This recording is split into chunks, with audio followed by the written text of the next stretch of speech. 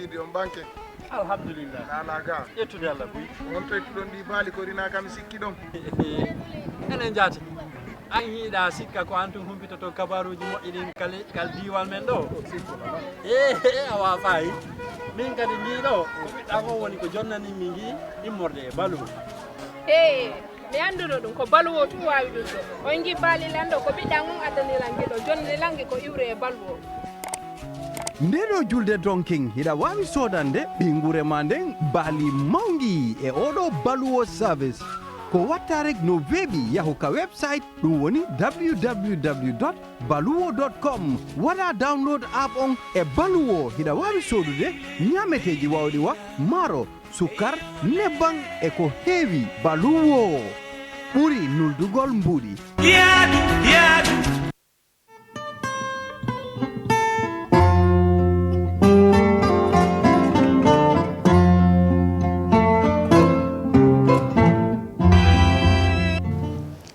Fear over electoral rigging rocks Zimbabwe as the country. Yesterday, after listening to Prime Minister May's assessment of the state of the negotiations,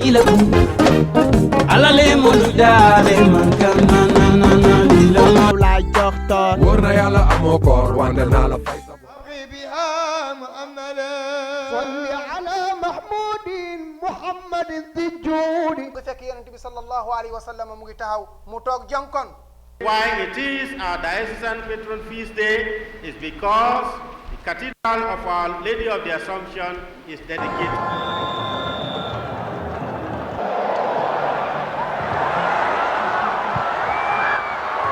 Do not have it in their mindset or in their psyche that we are playing against Algeria.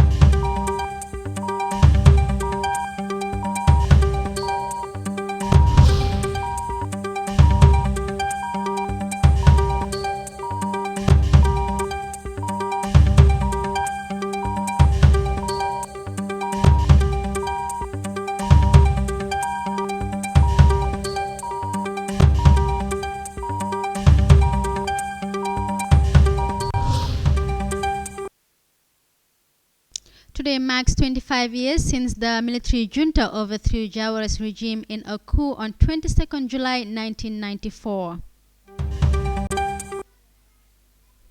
Gambian police concerned about the missing persons reported on social media. International Atomic Energy Agency Chief Amano dies at the age of 72. These are the headlines. More on these on the World Today News Bulletin.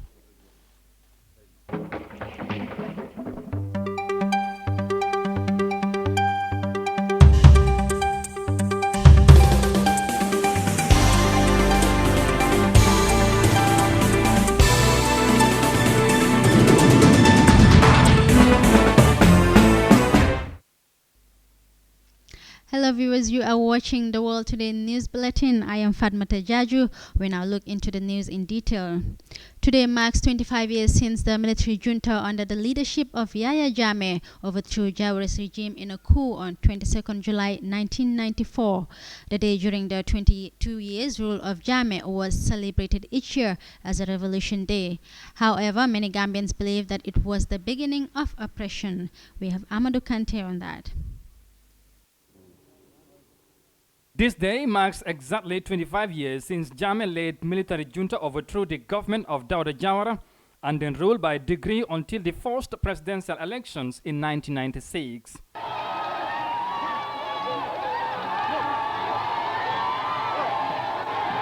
In 1994, Gambians went into massive jubilation based on the hope that was the change they have been waiting for.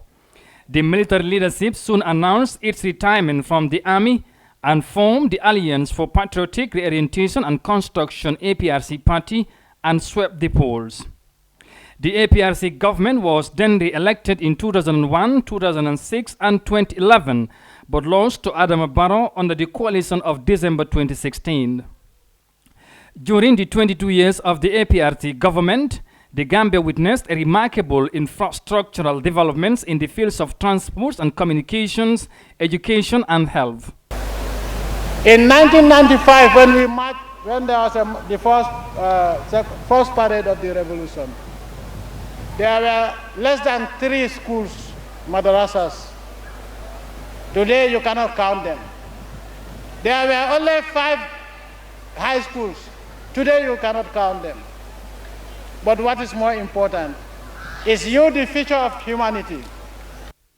The July takeover, for which important relics such as the Banjul Arch and other institutions are named after, replaced the national independence as the most celebrated day under Yahya Jammeh. The Jammeh rule is also remembered for its human rights violations, for which the Barrow government has established a commission of inquiry named the TRRC.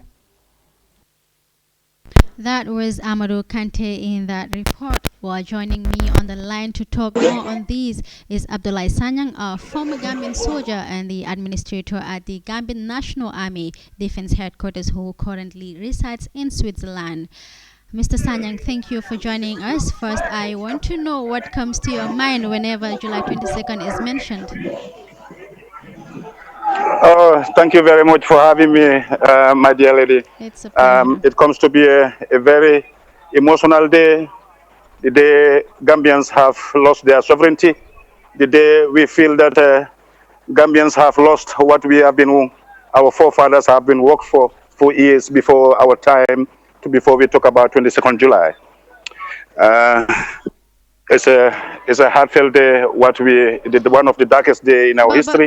Gambians can recall. Can you tell us what specifically is that what we have lost? Can you be specific? We have lost, thank you once more again, we have lost what the dignity of Gambians, our prospects that as a nation have been lost, and to see how we are as a democratic state for 30 years of Jawara's rule. We have lost the independence of the Gambian people, that have been lost, free of movement, free of assembly, and the Gambians' integrity as a whole have been disappeared in the air. That Gambians can be proud of themselves. Okay, by going on some of the revelations at the TRRC, many said in linkage to Sana Sabele's testimony that the military took over was a necessity in those days in 1994. Do you also share the same opinion? I've seen that the TRRC is a dream come true, what we've been praying for, that Gambians know the truth behind the 1994 coup and the loss of our loved ones through Jammeh's brutality and the dishonesty to the Gambian people. So are you saying, it's a pride day. Are you saying that in your opinion, the claim made by most of the military junta members that it was a necessity to actually undertake the coup at the time was a necessity? Are you saying this is false? Yeah, we cannot be celebrating a military coup. There is no civilized society now will celebrate a military coup. Our founding fathers have created democracy for us, multi-party system. Then if at all the military interfere in the rule of law, then it's violating the right of the Gambian people. Although the fact that I was in active service at that time in 1994, but I think that's a combination of lack of our own people, the will of the political situation in our country. But I think the power of the people should come than the military. Okay. To change the regime. As you said, you were a member of the military then. Was there anything in the system or in the Gambian society that would have prompted the junta to undertake the coup? I think the army is there for the people. The army should support the will of the people. I think the political will was lacking As we have seen a lot of situations in the democracy dispensation in Africa, our leaders, they relinquish, they were never willing to relinquish power, by elections. They were rigid at the election to stay more and more power, years in the office, to violate the right of their citizens to have a regime change. That prompted the military to come to power. And in that fact, I think it's undone, it's unfair, but it's the Gambian people who have to decide the will to bring the right thing on the table to how to govern us. Right. But Finally, I think the military, have gone too far. Yes. Finally, before I take a leave of you, Jammeh has gone. Many believe that the institution still remains the same. Do you think with the status quo, the country is on its right foot towards the Never Again campaign? No, I don't. I think Gambians have a lot of room to develop, and Barro's coming into office is a combination of all the Gambians coming together to bring a democratic change in our country, to bring a rule of law into effect. But I think Barrow have missed the steps. Barrow have tremendously missed his steps. How to govern the Gambia. He's not working towards the right direction? Because any regime, when you come, every regime comes with its own people. But Barrow cannot come into the office maintaining the same people who violate our right to live, people who abuse us. Barrow have missed that step. Barrow have missed the step of bringing, the Gambian people together. Because still now there's a lot of division in the Gambian society, what we have not been hoping for, to when the change effect. But still now it's the same status quo, the same people who have been abusing us for years of Jammeh's rule. They are still maintaining our offices. I think that is unfair to the Gambian people. Well, thank you very much, Mr. Sanyang, for your time. We really do appreciate that. Well, viewers, that was Abdoulaye Sanyang, former official of the Gambia Armed Forces, joining me on the line from Switzerland. Moving on to the other story, as revelations about Chief Ibrahim Mane's arrest and disappearance have popped up in recent TRRC hearings, Dr. Sajjad Tal, lead managing director of the then Daily Observer newspaper, has once again been implicated regarding the matter. Yaya Damfa, a former journalist of Fourier newspaper, narrated today to the TRRC via video call that shortly after the arrest of Chief Mane, a Fourier reporter was referred to Dr. Sajjad Tal to make findings about it, but came back to the Fourier office running and panting after allegedly receiving threats from Dr. Tal to call the NIA. It could be recalled that last week, the former lecturer at the University of the Gambia was mentioned and implicated by Pa Usman Dabo during his testimony before the Truth Commission on the same issue. Let's listen to Yaya Damfa, who earlier today testified at the TRRC via Skype. Chief Mane's arrest, the information came to us, I think, a day after his arrest. I was in Fourier writing another report when I had my editor-in-chief in the person of Samuel Osesar, assigning one journalist by the name Bubakar Sow to go to Bakau at the Daily Observer office and find out from the managing editor, Dr. Sajjad Tal, what had happened to Chief Ibrahim Mane, that we got information that he was arrested. Bubakar Sow left Fourier and went to Bakau. An hour or so later, he came back running, and we all realized that he was panicked. And he reported to Samsar that when he went to Sajjad Tal's office and asked him about the case of Chief Mane, when was he arrested or what was he arrested for, Sajjad asked him, where did you come from? He said, he used an F word to say, go and tell your editors this and that. And in the next minute, if I do him, I will call the NIAs to come and pick you.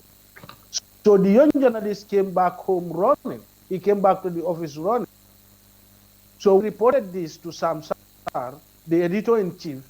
I was writing a report at the time. After finishing my report, I told Sam that I have interest in this, and if he could assign that to me. That was how I was assigned. The case was assigned to me. So I started from Bakau, his point of arrest. I went to Observer, where this time around I did not approach Saja because I know he would be hostile. So what I did was I tried to talk to some of the journalists and other staffs present at the Daily Observer to get confirmation of Chief Mane's arrest. I was told he was arrested by plainclothes officers and taken to, and a police officer also was there, a non-police officer. I couldn't remember his name, but they told me the name of this particular police officer who comes from Bakau police station, and that he was taken to Bakau police station. So I went to Bakau police station to find out if he was there. The information I got there was Chief had been moved to the NIA. That was former Fourier journalist Yaya Damfa in his testimony today before the Truth Commission, implicating Dr. Sajatal in the disappearance of Chief Ibrahim Mane. Head of the International Atomic Energy Agency, Yuki Amano, has died at the age of 72. He was appointed for a third four-year term as the watchdog chief in 2017. Reports say Amano planned to step down in March next year due to poor health. Under his leadership, the IAEA played an important role in the 2015 Joint Comprehensive Plan of Action, otherwise known as the Iran nuclear deal between Tehran and world powers. The deal is currently witnessing a major setback as U.S. President Donald Trump redoubles his efforts to kill an arrangement that was said to be successfully restraining Iran's nuclear program. Iran had also threatened to leave the JCPOA amidst outcry from the EU. We now take a break and come back shortly. You're watching the World Today News Bulletin live from studios in Banjul. Still to come, Gambian police concerned about missing persons reported on social media. We'll be back in 60 seconds.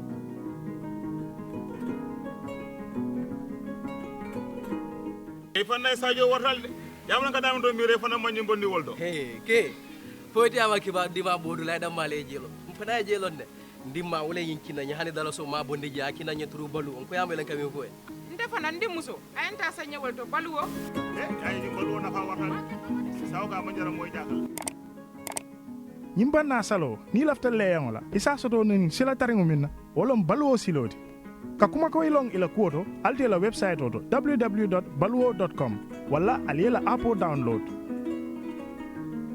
baramanda nyinda mala anim baluwo alse mano sanno sukuro tulo anim fen jama jama baluwo wala efisia ka kodo kina.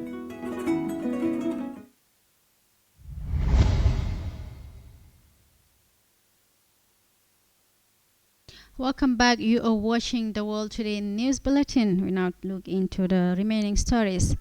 In recent, missing persons have been often reported on social media in the Gambia, but according to the police, although most of these reports on social media platforms were never formally filed with the police, exhaustive investigations have, however, been conducted in many of the reported cases.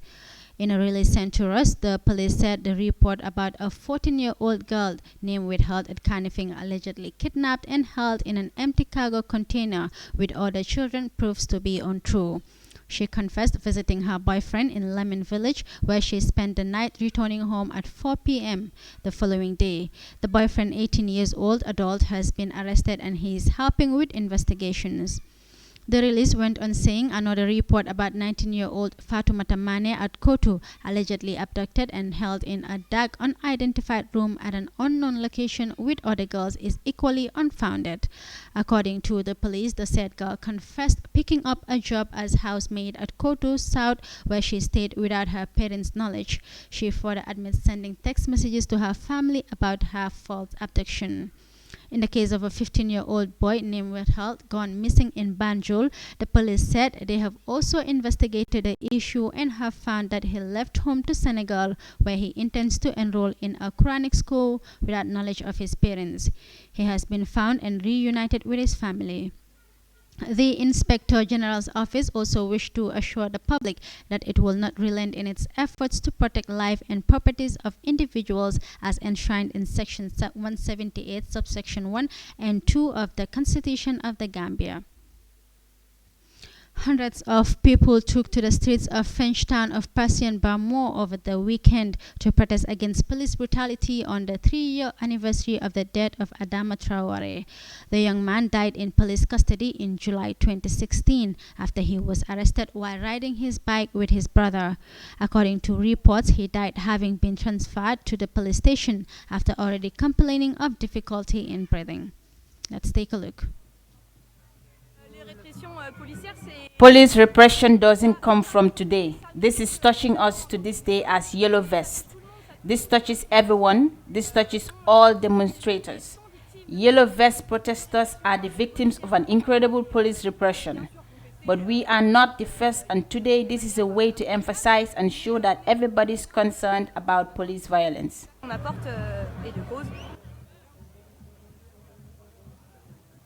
The call for justice by the Yellow Vest appears to be a new focus in putting pressure on government to uphold the principles of good governance. Thousands of low-income families over the weekend have lined up to receive Qatari financial grants at the post offices in the Gaza Strip. Local residents could be seen queuing outside the Al Ramah post office to collect their $100 US cash assistance. The money is said to be provided to over 50,000 families by the Qatari Committee for the Reconstruction of the Gaza Strip. Many of the recipients confirmed that the cash assistance was a huge relief and helps them meet their daily living expenses in an area with few employment opportunities. One of the beneficiaries has this to say after receiving the assistance. Let's take a look.